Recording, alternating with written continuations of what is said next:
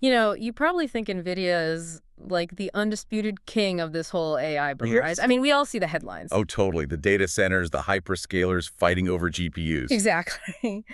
But what if I told you that NVIDIA couldn't physically design a single one of those revolutionary chips without permission from this, like, totally invisible software company you rarely ever hear about? Right, the silent partner in the background. Yeah, a company that literally acts as the absolute backbone of the entire AI revolution, recently dropped a staggering $34.9 billion to buy a rival. And then, and this is the crazy part, had Wall Street completely misread its financial math for nearly an entire year. Which is wild for a company of that It size. is. So welcome to this deep dive. Today, we're looking at this totally distorted narrative and how it just violently corrected itself. Yeah, it's a fascinating look at how surface-level accounting can just, completely mask the underlying reality of a business. We are focusing on Synopsis today, ticker SNPS. Yep. And since today is May 28, 2026, we actually have their Q2 fiscal 2026 earnings report hot off the presses, which is great for our sources today, pulling straight from their SEC filings and the earnings call. The actual raw data. Exactly. I mean, this is a business that holds a virtual duopoly in its sector, and this quarter's numbers finally shatter all that anxiety that's been weighing on their stock price. Okay, let's unpack this, because to understand how the entire market got misdirected over the past year, you really have to understand what Synopsis actually sells and why it's almost impossible for a competitor to cross their moat. Yeah, the financials are really just the output. The input is their absolute stranglehold on semiconductor design. I mean, in Q2 fiscal 2026, Synopsys pulled in $2.28 billion in revenue. Wow. That is up 42% year over year. And to grasp how they pull that off, we need to look at their two foundational segments, right? So there's electronic design automation, or EDA, and design IP. Right, EDA is the big one. That's, what, 51% of their revenue? Exactly, 51%. But I want to make sure we aren't just throwing acronyms around here. When we say electronic design automation, we are talking about the software that engineers use to physically map out where billions of microscopic transistors go on a piece of silicon. Right. It is the ultimate architectural software. But it goes so far beyond just like drawing lines on a screen. How so? Well, when you're designing modern chips at the 2-nanometer level, the laws of physics get genuinely weird. Weird how? Like, unpredictable. Yeah, you have to account for quantum tunneling, extreme thermal dynamics, electromagnetic interference. I mean, EDA software runs massive computational algorithms just to ensure that the chip won't literally melt or fail when it's manufactured. Okay, so if I'm visualizing this, EDA is like selling the software to design a 100-story skyscraper. It doesn't just show you where the windows go, it calculates the wind shear, the load-bearing stress, earthquake resilience, all that. Yes, that is a perfect way to look at it. And then the second segment, design IP, which is about 20% of their revenue. Well, sorry, 20% of their revenue, that's like selling the prefab elevator shafts and plumbing grids, right? Right. Like you sell the blueprints for those systems so the builders don't have to invent a completely new elevator from scratch every time they build a tower. That analogy captures the mechanism perfectly. I mean, chip makers don't want to spend millions of dollars and years of engineering time redesigning standard components, like memory controllers or USB interfaces. Right, why reinvent the wheel? Exactly. They just license the intellectual property, the design IP, straight from Synopsys and drop it into their custom chip layout. But here's what I don't get. Software is software, right? Why can't a massive tech giant just build their own internal EDA tools? Or, switch to a cheaper competitor? What's fascinating here is the sheer depth of their integration with the actual manufacturing foundries. Synopsys engages in multi-decade co-optimization with TSMC, Samsung, and Intel. Meaning they aren't just working with the designers, they are working with the factories printing the chips. They absolutely have to. Any new foundry technology, including Intel's highly anticipated 18A and 14A nodes coming online, requires Synopsys IP to be completely validated and certified before a customer will even commit to manufacturing there. Wait, really? So they are the gatekeepers? Totally. If the architectural software isn't perfectly calibrated to this specific chemical and optical realities of the factory floor, the chip comes out dead. Just a useless piece of sand. Exactly. Because changing vendors mid-design adds months of catastrophic risk to a product timeline, nobody switches. It's just too risky. So they're locked in. Yeah, and that gives Synopsys immense pricing power, which results in their current $11 billion backlog of highly sticky contracted revenue. $11 billion already locked in. I mean, that is a bulletproof foundation.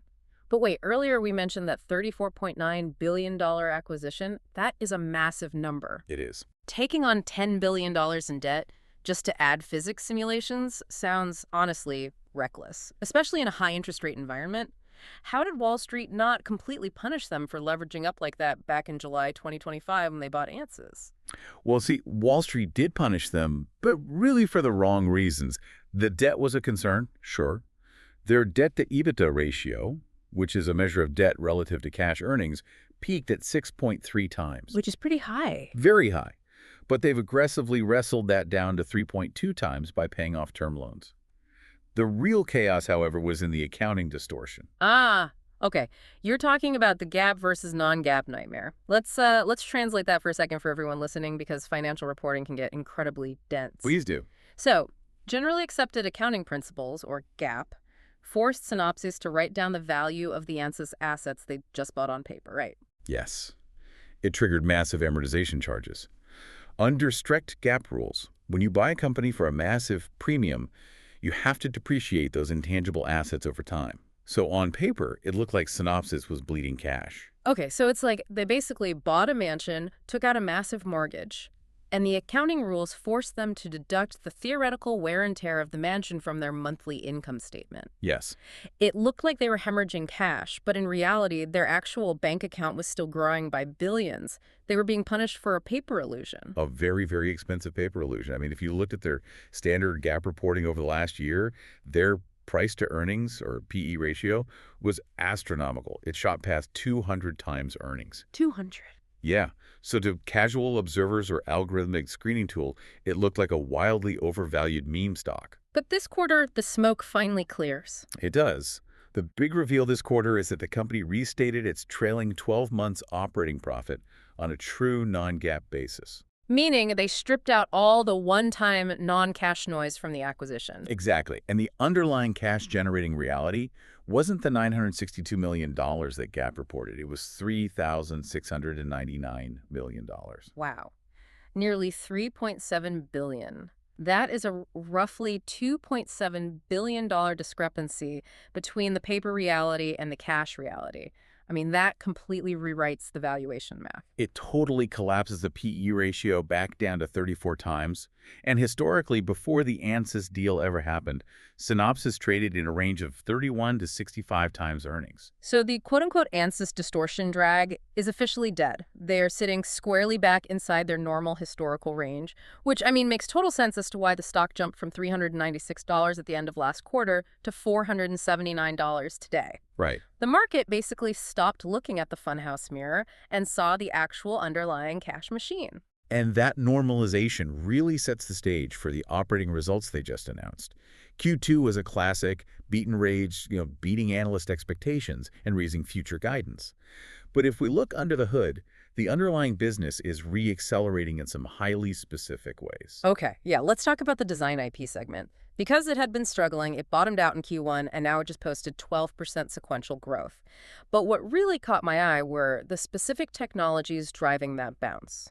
We are seeing massive win rates in foundational AI architecture. Huge win rates. They cited a greater than 90% win rate for PCIe 7.0. They surpassed 150 wins for the UCIe chiplet standard and delivered the first test chip for HBM4 IP. Okay, let's break those down because they are crucial to how AI actually functions. PCIe 7.0 is essentially the high-speed data highway on a motherboard. Right. If you don't have enough lanes, or if the speed limit is too low, your expensive AI processors just sit there waiting for data. Synopsis provides the literal blueprints for the toll booths and on-ramps so chipmakers don't have to build them. And UCIe. UCIe is fascinating. It stands for Universal Chiplet Interconnect Express. That is a mouthful. It really is. But basically, instead of making one giant, incredibly expensive chip where a single microscopic flaw ruins the whole thing, the industry is moving toward chiplets. Like little modular blocks. Exactly. You manufacture smaller, perfect Lego blocks of silicon and then stitch them together. UCIe is the universal standard that allows a Lego block printed by TSMC to perfectly communicate with a Lego block printed by Intel. And Synopsis owns the communication protocols between those blocks, which is just brilliant. And that brings us to HBM4, the next generation of high bandwidth memory. Yeah. As I understand it, traditional memory is like a massive flat parking lot miles away from the stadium. It takes forever for the cars to get in and out. HBM4 is like building a massive multi-story parking garage directly attached to the processor. Yes, it stacks the memory chips vertically, but stacking chips generates immense heat and requires flawless electrical signaling through these microscopic vertical pathways. Which sounds incredibly difficult to pull off. It is. You cannot design HBM4 without advanced physics simulations and verified IP. Synopsis is providing the fundamental plumbing that prevents these AI superchips from just buckling under their own weight. It's an incredible technical position, but an incredibly strong technical position usually attracts sharks. And let's look at the boardroom. Elliott Management, which is a notorious activist investor group, took a stake in Synopsis and put Jesse Cohn on the board of directors. They did. Usually, when an activist like Elliott kicks down the door, they want blood. They want to sell off divisions, cut research and development, and break the company into pieces to extract quick cash. Why on earth are they playing nice with management here? If we connect this to the bigger picture, Elliott knows you don't break up a monopoly when they're about to release a superweapon. A super weapon. Basically, management and Elliott signed a cooperation agreement because there is total strategic alignment. Elliott recognizes that the true value of Synopsis relies on keeping the traditional EDA tools and the newly acquired ANSYS simulation tools under one roof. They just want operational discipline and margin expansion. Got it. And the super weapon you're referring to is what they were calling multi-physics fusion. This is the whole reason they swallowed ANSYS in the first place, right? Yes, exactly. Multi-physics fusion begins its commercial ramp in the second half of this year. It is the direct integration of EDA software with ANSYS physics simulation into a single unified workflow. So they don't have to bounce between different programs. Right. And early trials are showing staggering results for engineers. We're talking 3 times faster design closure and 2 times faster analog turnaround. Speed to market is everything in silicon. If this software lets an engineering team tape out a custom AI chip 3 months faster than a rival, I mean, that's worth billions of dollars in first-mover advantage. Which gives Synopsis immense pricing leverage.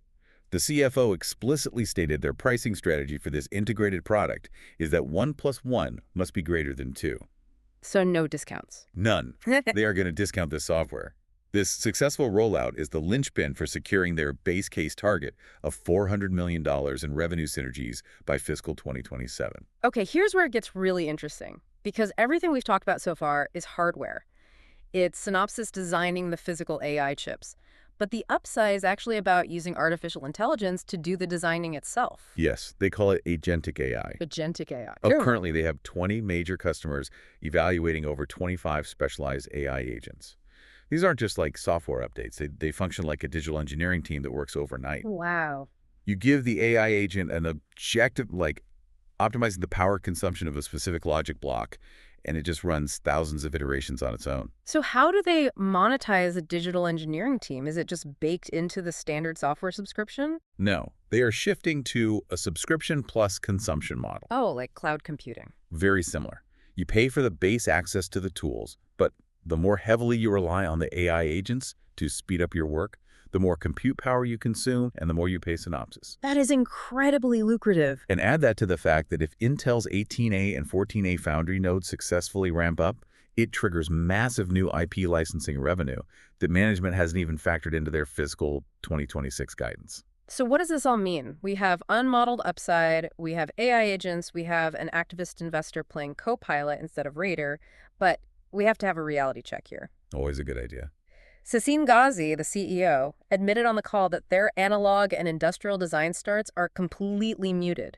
Think of their business like a transportation network. They have this incredible new AI bullet train that is packed with paying passengers, but their traditional city grid, I mean, the chips used in regular cars, industrial sensors, consumer electronics, that's maxed out on traffic, it's totally stagnant. Doesn't that heavily skewed revenue mix make them highly vulnerable if the AI hype cools down even a fraction of a percent? It absolutely does. The mix is heavily skewed, and it is the primary fundamental risk right now. If the industrial and analog markets remain stagnant, it creates an immense drag on their overall growth rate and compresses their operating leverage. So they need the AI engine firing on all cylinders just to carry the rest of the business. They need all engines firing to maintain their premium. And we can't ignore the debt. Even though the ratio looks healthier, $10 billion in absolute debt severely limits their financial flexibility if they need to make another strategic acquisition. It ties their hands a bit, yeah. Plus, we have the geopolitical reality. China export controls are severely constraining the types of advanced designs Synopsis can participate in over there. And necessity is the mother of invention, right? By locking China out of the top-tier Synopsis tools, aren't we just forcing domestic Chinese competitors to build their own EDA ecosystems from scratch? That is the long-term geopolitical consequence, yes. In the short term, it stunts Synopsis's revenue in a massive global market.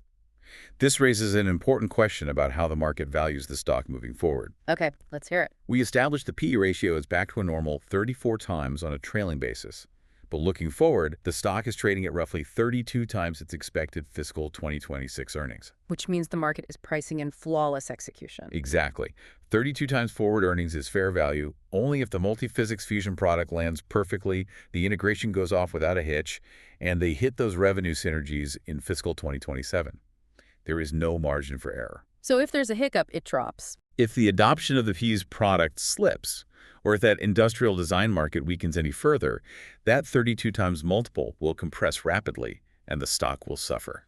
So the roadmap is clear, but the tightrope is thin. Let's pull all these threads together. If you zoom out and look at where Synopsis stands today, they've wrestled a $10 billion debt load into a manageable ratio. Okay. The accounting distortion that made them look insanely overvalued is gone, leaving them at a reasonable 34 times trailing earnings multiple. Operating margins are guided up to 41%. You have total strategic alignment with Elliott Management on the board and a massive synergistic product launching in the back half of the year. And we haven't even mentioned the strongest financial signal of the quarter. Synopsis has executed $313 million in stock buybacks. Wow, really? Yes. That is the first material share repurchase since the Ansys deal closed. That is the ultimate confidence play from management. I mean, they paid down the immediate term loans, they claim the integration is tracking ahead of schedule, and now they are actively returning cash to shareholders while stepping on the gas for growth. Yeah, the anxious wait-and-see period really is over.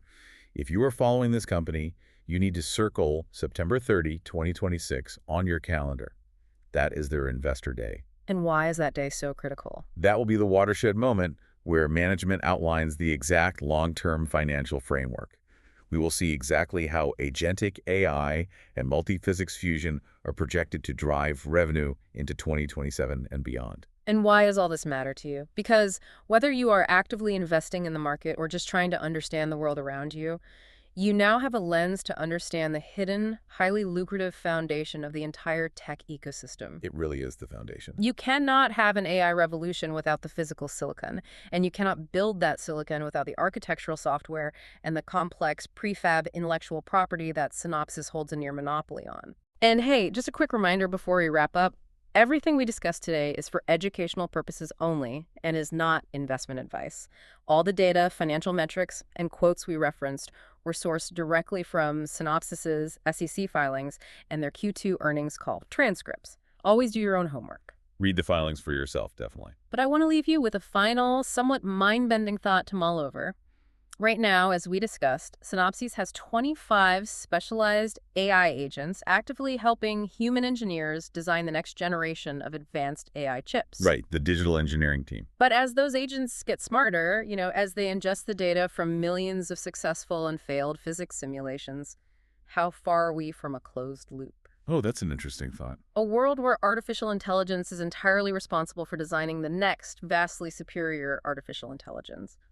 And what does it mean for the future of global technology that a single software company holds the exclusive keys to that infinite loop? It implies that the most valuable real estate in the AI boom isn't the data center, it's the software that draws the blueprints. Until next time, thanks for diving deep with us.